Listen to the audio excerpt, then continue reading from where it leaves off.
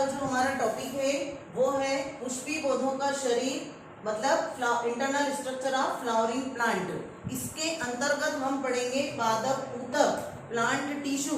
हमको ऊतक, ऊतक जो है आपको मालूम होना चाहिए ऊतक क्या होता है। ये टॉपिक 9th क्लास के लिए, 11th क्लास के लिए, थ्योरी के लिए भी इम्पोर्टेंट है और प्रैक्टिकल की दृष्टि से भी इम्पोर्टेंट है।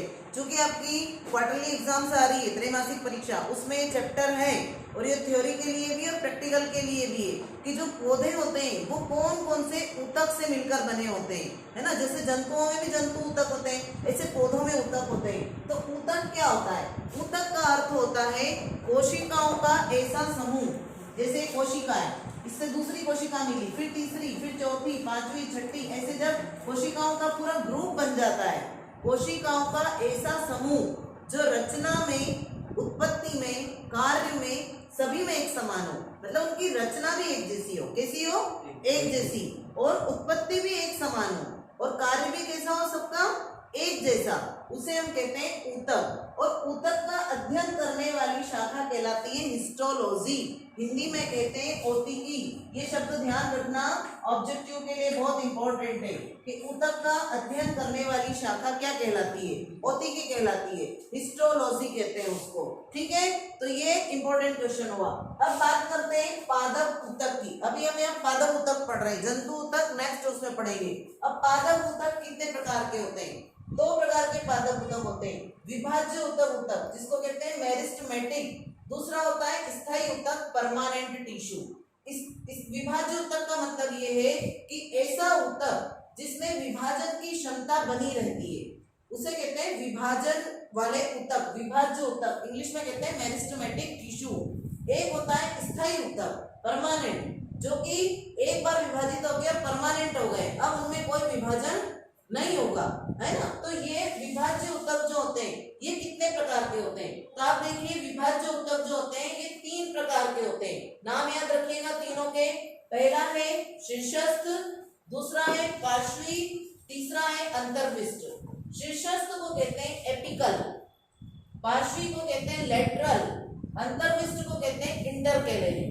ये 3 प्रकार के ऊतक होते हैं। ये कहलाते हैं विभाज्य ऊतक, मतलब जिनमें लगातार विभाजन की क्षमता रहती है, उन्हें कहते हैं विभाज्य ऊतक, है ना। अब इंग्लिश में इसका ध्यान रखना, मेरिस्टेमेटिक टिश्यू, टिश्यू मतलब ऊतक, है ना। अब क्या हुआ कि तीनों कहाँ कहाँ पाए जाते हैं, मैं आपको जैसे इसमें बताती हूँ, फिर पौधे में बताऊंगी। जैसे टिप एक पौधा है, इसके ऊपरी वाले भाग पे, ऊपर जो ऊतक होते हैं, है ना, वो कहलाते हैं शीर्षस्थ।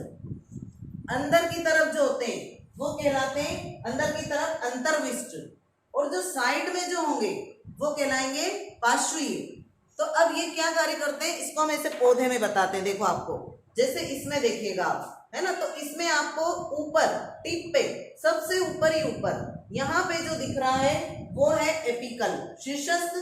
फिर उसके बाद में साइड में जो दिख रहे हैं, जो इसकी मोटाई बढ़ाते हैं, यहाँ पे देखो आप कितना पतला तना है यहाँ पे, और यहाँ आके थोड़ा सा मोटा हुआ है ना, मोटा और मोटा, फिर और मोटा होगा धीरे धीरे। तो जो इसकी मोटाई बढ़ाने का काम करते हैं वो कहलाते हैं पार्श्वीय, लेटरल, साइड वाले, उनको कहते हैं पार्श्वीय। और अंदर की तरफ जो होते हैं, अंदर की तरफ जो अंदर की तरफ वृद्धि करते हैं वो होते हैं अंतर्विष्ट। तो 3 प्रकार के होते हैं। जो शीर्ष में पाए जाते हैं ऊपर ही ऊपर, उन्हें शीर्षस्थ, है ना। जो साइड में होते हैं वो कहलाते हैं पार्श्वी, और जो अंदर की तरफ वृद्धि करते हैं पौधे में वो कहलाते हैं अंतर्विष्ट। तो ये तीनों मिलके कहलाते हैं विभाज्य ऊतक। समझ में आई ना, ये विभाज्य ऊतक हो गए। अब दूसरी बात है, दूसरा जो है वो है स्थायी ऊतक। ऐसे ऊतक जो विभाजित होकर स्थायी हो गए उन्हें कहते हैं स्थायी ऊतक। ये 2 प्रकार के होते हैं, सरल ऊतक और जटिल ऊतक। बहुत इंपॉर्टेंट है, प्रैक्टिकल में भी ये आते हैं, क्योंकि इसी से आपको आगे एक बीजपत्री तना, द्विबीजपत्री तना, उसकी आंतरिक संरचना, उनकी लंबवत काट, सब चित्र बनाना आएंगे। तो सरल ऊतक और जटिल ऊतक। अब सरल ऊतक को संचय करने वाले ऊतक कहते हैं। क्यों संचय करने वालों को? क्योंकि पौधे जो भी भोजन बनाते हैं उन सबका संचय करने का काम ये सरल ऊतक करते हैं। क्या करते हैं? ये संचय करने का काम भोजन का, जैसे गोंद, टेनिन, रेजिन, ये जो बनता है ना पौधों में, उन सब का संचय करने का काम इन ऊतकों के द्वारा किया जाता है। तो अब ये पेरेन्काइमा, कोलेन्काइमा और स्क्लेरेन्काइमा 3 प्रकार के होते हैं। पेरेन्काइमा जिसको हम हिंदी में मृदु ऊतक कहते हैं, कोलेन्काइमा जटिल ऊतक कहते हैं, स्क्लेरेन्काइमा इसको दृढ़ ऊतक कहते हैं। ये इनके नाम है हिंदी में, पर क्योंकि टर्मिनोलॉजी है इसलिए आपको इंग्लिश में ही याद रखना चाहिए, तो आपके लिए ज्यादा उपयोगी होगी।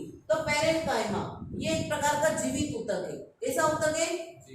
जीवित ऊतक। अब इस पेरेन्काइमा को मैं आपको चित्र के माध्यम से समझाऊंगी कि पेरेन्काइमा कैसा दिखता है ना। तो इसमें आप देखिए, सबसे पहले देखिए ये एक कोशिका, दूसरी कोशिका, तीसरी, चौथी, पांचवी, इस तरह से कोशिकाएं पूरी जब इस तरीके से पाई जाती है, मैंने आपको पहले ही बताया कि कोशिकाओं का ऐसा समूह जो रचना में, उत्पत्ति में, कार्य में एक समान हो उसे कहते हैं ऊतक। ऊतक का अध्ययन करने वाली शाखा कोशिकी। ऊतक के प्रकार पढ़े हमने, विभाज्य ऊतक और यहाँ पे हमने स्थायी ऊतक। विभाज्य ऊतक तीनों बता दिए। अब स्थायी ऊतक भी 2 प्रकार के, सरल ऊतक, जटिल ऊतक।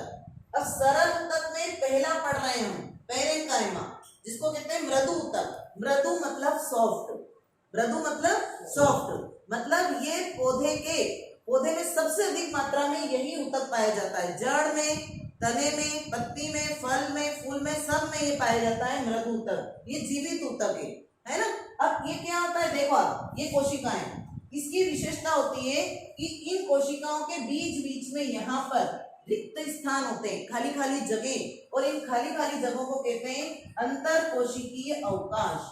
मतलब 2 कोशिकाओं के बीच का स्थान कहलाता है अंतर कोशिकीय अवकाश। ये देखिए आप, ये एक कोशिका, ये दूसरी कोशिका, इनके बीच का स्थान अंतर, दोनों के बीच का अंतर कोशिकीय अवकाश। 2 कोशिकाओं के बीच में जो अवकाश है, रिक्त स्थान है, उसको कहते हैं अंतर कोशिकीय अवकाश। इसीलिए सॉफ्ट होते हैं, कि बीच में कोई चीज यहाँ पे जमी हुई नहीं है या कोई भरी हुई नहीं है, बिल्कुल खाली जगह, इसलिए ये कहलाता है मृदु ऊतक। इसका नाम है मृदु ऊतक, मृदु ऊतक इसको कहते हैं, पेरेन्काइमा। ठीक है। अब सुन लो एक और चीज, जैसे आपने देखा है कि जल में पौधे तैरते हुए रहते हैं, जलकुंभी तैरती है ना, क्यों तैरती है? क्योंकि उनमें वायु कोश होते हैं। तो उनकी कोशिकाएं कैसी होगी, देखिए आप, होगा ये पेरेन्काइमा। पर इसमें क्या होता है, ये यदि ऐसी कोशिकाएं हो जाती है, ऐसी जिनमें एयर स्पेस हो, वायु कोश हो, ये ऐसी कोशिकाओं का समूह जिनमें वायु कोश होंगे, तो वो एरेन्काइमा, क्या कहेंगे उसको? एरेन्काइमा। ये सामान्य हो गई पेरेन्काइमा। और पेरेन्काइमा में यदि ऐसे वायु कोश हो जाए, एयर स्पेस हो जाए, तो एरेन्काइमा।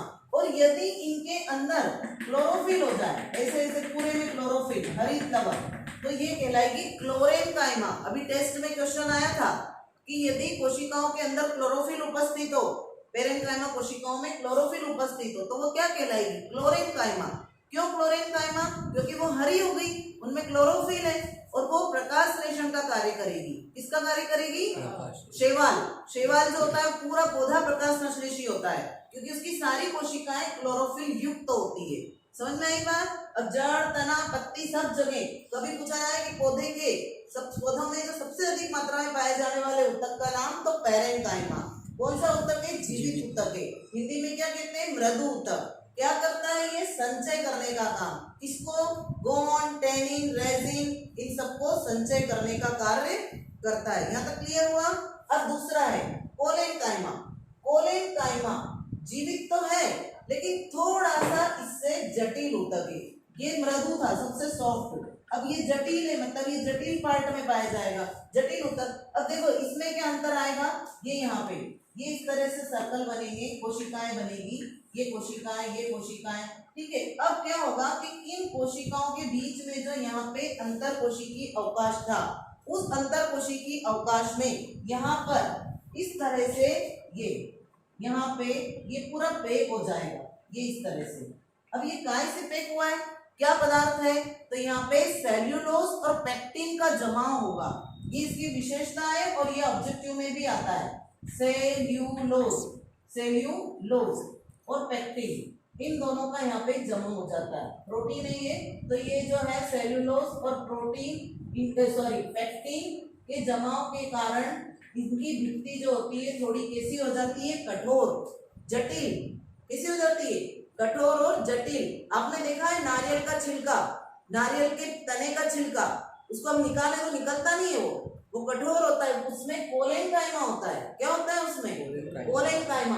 तो ये आप क्यों कठोर हो जाता है? क्योंकि यहाँ पे सेल्यूलोज और पेक्टिन का जमाव होता है। किसका जमाव होता है?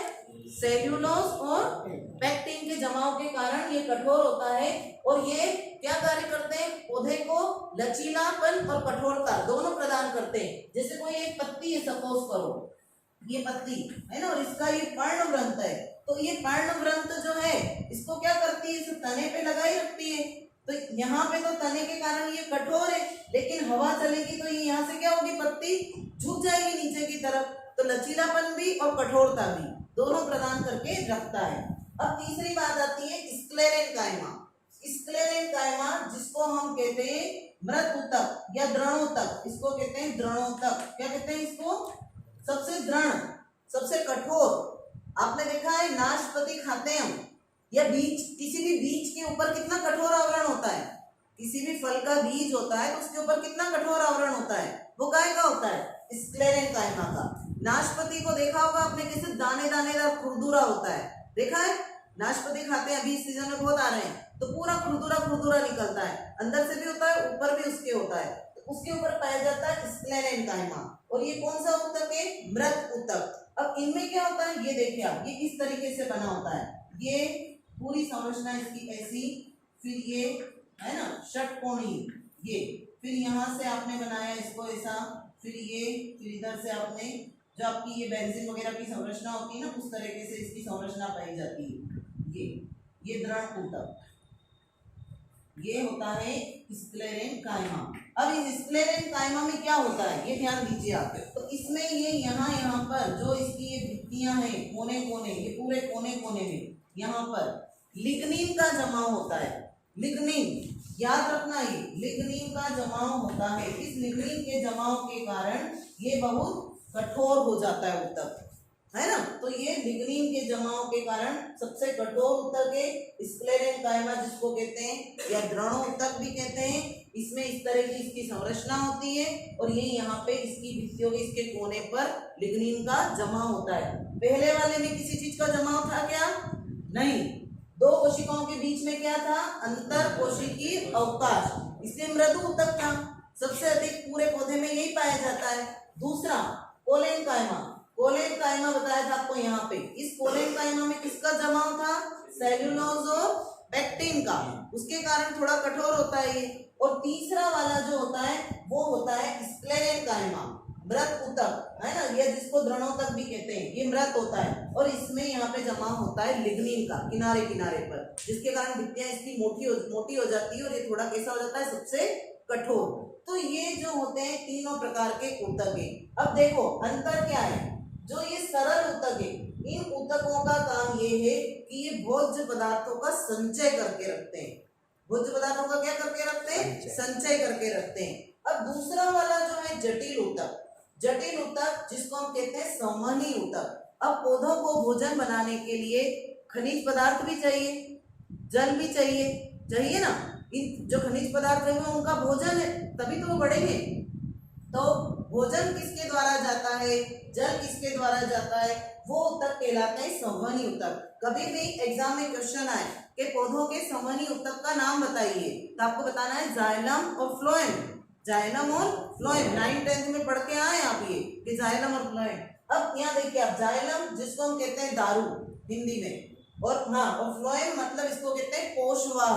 अब नाम थोड़ा कठिन है इसलिए आप इंग्लिश में याद रखें, जाइलम और फ्लोएम। अब इसको देखो, जो जाइलम होते हैं वो समझ लो कि हमारे घर के जो पाइप होते हैं ना, पाइपलाइन होती है, वो जाइलम, क्योंकि उसके द्वारा क्या होता है? पानी ऊपर चढ़ता है। ऐसे ही इस जाइलम के द्वारा, जाइलम मतलब ज से याद रखना है, जाइलम से याद रखेंगे कि ये जल का संवहन करता है। किसका संवहन करता है? जल। और जल से याद रखेंगे जमीन। जमीन में क्या होता है? खनिज पदार्थ। जमीन में क्या होते हैं? खनिज पदार्थ। तो जल और खनिज पदार्थों को संवहन करने वाले संवहन ऊतक का नाम है जाइलम। जल और जमीन, है ना, जाइलम। जाइलम क्या कार्य करता है, तो जल का संवहन करता है और जमीन से खनिज पदार्थों का संवहन करता है और इसे खींच के ऊपर की तरफ ले जाता है, क्योंकि ये जाइलम जो होता है ऐसी नलिकाकार संरचना होती है जिसके ट्रैकिड्स होते हैं, वेसल्स होते हैं, जाइलम पेरेन्काइमा होते हैं, फाइबर्स होते हैं, उनसे ऊपर चढ़ता है ये, है ना। 4 प्रकार की उनसे कोशिकाओं से मिलकर बना होता है जाइलम। तो ये इस तरह से पानी ऊपर चढ़ जाता है, ठीक है। तो जाइलम का कार्य हो गया जल का संवहन करना और खनिज पदार्थों का संवहन करना। यह ऑब्जेक्टिव में बहुत बार आता है, बच्चे कंफ्यूज हो जाते हैं, लेकिन नहीं होना, ज से ध्यान रखो। फिर फ्लोएम, फ्लोएम, फ्लोएम का कार्य है, फ्लोएम मतलब फ, क्या शब्द है यहाँ पे, फ से ध्यान रखो, फूड, फूड मतलब भोजन, फूड मतलब भोजन। जैसे हमने यहाँ ध्यान रखा ज से जल और यहाँ पे हम ध्यान रखेंगे फ से फूड, तो कभी भी नहीं भूलोगे आप। ये भोज्य पदार्थों का संवहन करता है। ये निर्जीव ऊतक है, ये भी आता है ऑब्जेक्टिव में। जाइलम निर्जीव ऊतक है या सजीव, निर्जीव, और फ्लोएम जो है वो सजीव। तो ये फूड मटेरियल का, भोज्य पदार्थों का संवहन करता है पूरे शरीर में, तभी तो पौधा बढ़ेगा ना। तो ये हुआ आपके स्थायी ऊतक के प्रकार, सरल ऊतक, पेरेन्काइमा, कोलेन्काइमा, स्क्लेरेन्काइमा, और ये जटिल ऊतक जिसमें क्या क्या आया, जाइलम और फ्लोएम। अब क्या होता है, कुछ होते हैं विशिष्ट ऊतक। कौन से ऊतक, विशिष्ट। ये विशिष्ट ऊतक के अंतर्गत आता है स्टोमेटा। क्या आता है, स्टोमेटा। स्टोमेटा जो कि आप चाहें तो इसका स्क्रीनशॉट ले लें। अब इसमें देखिए आप, इसमें क्या है कि स्टोमेटा की संरचना 9th क्लास के लिए, 10th क्लास के लिए, 11th क्लास के लिए, सभी के लिए इंपॉर्टेंट है कि स्टोमेटा क्या होता है। इसको, स्टोमेटा को रंध्र भी कहा जाता है। स्टोमेटा को क्या कहते हैं, रंध्र, है ना, उसकी संरचना स्टोमेटा की। अब स्टोमेटा कहाँ पाए जाते हैं, क्या पाए जाते हैं, ये देखिए एक पत्ती है, इस पत्ती में 2 सतह होती है ना। कौन कौन सी 2 सतह होती है, ये पत्ती की ऊपरी सतह और ये निचली सतह। मैंने ऐसे पकड़ा इसको, ये पत्ती है पूरी, आपको पत्ती दिखाई दे रही है, इस पत्ती को यूं पकड़ूंगी मैं, तो इस पत्ती की ये हुई यहाँ पे ऊपरी सतह, ये हुई निचली सतह। ऊपर वाली सतह को कहते हैं डोर्सल, पृष्ठ सतह, और नीचे वाली सतह को कहते हैं वेंट्रल। नीचे वाली को क्या कहते हैं, वेंट्रल, अधर सतह, नीचे वाली। जैसे हमारी भी ये ऊपर वाली है, इसको कहेंगे डोर्सल, और ये सामने वाली है, इसको कहते हैं वेंट्रल। तो ऐसे ही ऊपर वाली डोर्सल, नीचे वाली वेंट्रल, इन दोनों सतहों पर रंध्र होते हैं। रंध्र मतलब स्टोमेटा। और ये जो स्टोमेटा है, इनका काम क्या है, गैसों का आदान प्रदान करना और वाष्पोत्सर्जन की क्रिया करना। पानी को वाष्प बन के उत्सर्जित करते हैं वाष्प बनाकर, और गैसों का आदान प्रदान करते हैं CO2 और O2 का। छिद्र होते हैं छोटे छोटे, हम स्लाइड बनाते हैं रंध्र की, है ना। तो ये जो होती है स्टोमेटा, ये ऑब्जेक्टिव में एक क्वेश्चन आता है कि कौन सी सतह पर ज्यादा पाए जाते हैं, तो इस वेंट्रल साइड पर, नीचे वाली सतह पर। ऊपर वाली सतह पर कम होते हैं, नीचे वाली सतह पर ज्यादा होते हैं। तब ये होते क्या है, स्टोमेटा की संरचना कैसी होती है ना, ये आपको दिखाते हैं। तो इसमें आप देखिए, सबसे पहले आपको क्या बनाना है, सबसे पहले आप यहाँ पर एक इस तरह से खुला स्टोमा बनाएंगे। ये स्टोमा बनाया, इस स्टोमा बनाने के बाद में यहाँ पर आसपास जो है आप इस तरीके से 2 काजू के आकार की या सेम के बीच के आकार की रक्षक कोशिकाएं बनाएंगे। ये आपने एक रक्षक कोशिका बनाई, फिर आपने ये यहाँ पर दूसरी रक्षक कोशिका बनाई, 2 रक्षक कोशिका बना दी। अब आपको क्या करना है, ये इसकी बाहरी भित्ति है, ये आंतरिक भित्ति है, ये आंतरिक भित्ति है, ये बाहरी भित्ति है। आंतरिक भित्ति इसकी मोटी होती है, तो हम इसको थोड़ा सा ऐसे मोटा करेंगे और इस आंतरिक भित्ति को भी मोटा करेंगे, इसको मोटा करना है, ठीक है ना। फिर इसमें क्या बनाना है, बीचों बीच यहाँ पे बनेगा एक केंद्रक, यहाँ पे हम बना देंगे केंद्रक। ये केंद्रक बना दिया हमने, इधर भी यहाँ पर बनेगा एक केंद्रक, ठीक है। और फिर यहाँ पर बनेंगे हरित लवक, ये हरित लवक बनाया, ये हरित लवक हो गए। हरित लवक मतलब क्लोरोप्लास्ट, ये हरित लवक। इधर भी हरित लवक बनाया, ये बना दिया, ठीक है ना। अब हरित लवक बनने के बाद में इसमें हमको बनानी है आसपास सहायक कोशिकाएं। वो बनाने में बच्चे गलती करते हैं, इसको ध्यान रखें। इसको बनाने के लिए एक लाइन यहाँ से लें, यहाँ से लें और यहाँ पे निकाल दें। फिर एक लाइन यहाँ से लें और बाहर निकाल दें, ठीक है।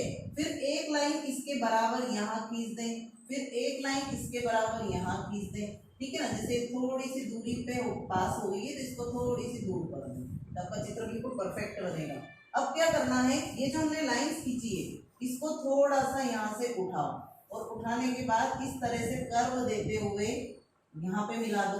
फिर ये जो लाइन खींची थी हमने आधी, इसको भी मिलाया, इसको भी कर्व देते हुए यहाँ पे मिला दिया। फिर इसको यहाँ से उठाया, इसको भी कर्व देते हुए ले गए, इस लाइन के यहाँ पे लाके इसको मिला दिया। फिर यहाँ पे हमने लाइन छोड़ी थी, इसको भी इसके बराबर किया, इसको भी इस तरह से मिला दिया।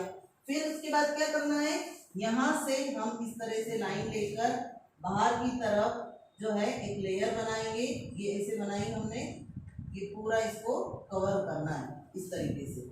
ये आपका जो है डायग्राम स्ट्रोमेटा का प्रैक्टिकल की दृष्टि से भी महत्वपूर्ण है और थ्योरी की दृष्टि से भी है। 10th क्लास के लिए भी इम्पोर्टेंट है और आप लोगों की क्लास के लिए भी इम्पोर्टेंट है 11th क्लास में। ये इस तरह से बनेगा, ठीक है ना। अब हमको इसमें नामांकन करना है, तो नामांकन करने के लिए क्या क्या इसमें नाम आएंगे। सबसे पहले बीच वाला जो पोर्शन है, बीच वाले पोर्शन को हम कहते हैं स्ट्रोमा। लेकिन कौन सा स्ट्रोमा, खुला, बंद भी होता है। स्ट्रोमेटा जो होते हैं रात्रि में बंद हो जाते हैं, जैसे हमारी आंखें बंद होती है कि नहीं, ऐसे रात में बंद और दोपहर में खुले रहते हैं, तो ये कहलाएगा खुला स्ट्रोमा। स्ट्रोमा मतलब रंध्र, और ये एक वचन शब्द है। ये कहलाती है सहायक कोशिकाएं, रक्षक कोशिकाएं, काजू के आकार की, इनको कहते हैं रक्षक कोशिकाएं। ये काजू के आकार की होती है, या सेम मतलब बालों के बीच के आकार की। बीचों बीच इसमें पाया जाता है केंद्रक। यहाँ पे इसमें ये होता है, यहाँ पे हरित लवक, ये हरित लवक जो कि प्रकाश संश्लेषण की क्रिया करता है, भोजन बनाता है। और ये जो कोशिकाएं हैं ये कहलाती है सहायक कोशिकाएं, सब्सिडियरी सेल, ये सहायक कोशिकाएं।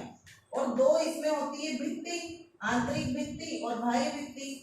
ये अब ये जो रक्षक कोशिकाएं, इसकी आंतरिक भित्ति है मोटी वाली और ये पतली भित्ति, तो हम यहाँ पर लिखेंगे आंतरिक मोटी भित्ति, आंतरिक मोटी भित्ति, ये आंतरिक मोटी भित्ति होगी, है ना। और उसके बाद में जो है ये भारी पतली भित्ति।